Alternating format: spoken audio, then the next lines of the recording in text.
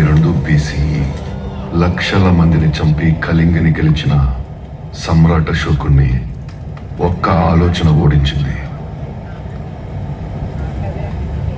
అదే పశ్చాత్తాపం. తాను సాధించింది గెలుప ఓటమా అర్థం కాలేదు తనకి.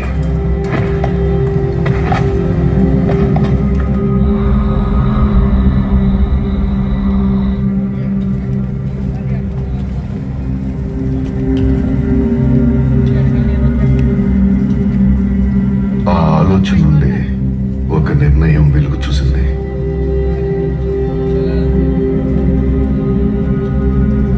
తను రహస్యంగా సంపాదించిన ఈ దైవశక్తి వల్లే ఇంత నష్టం జరిగిందని, అది తనలో ఉండకూడదని ఆ శక్తిని 9 గ్రంథాల్లోకి పంపించారు.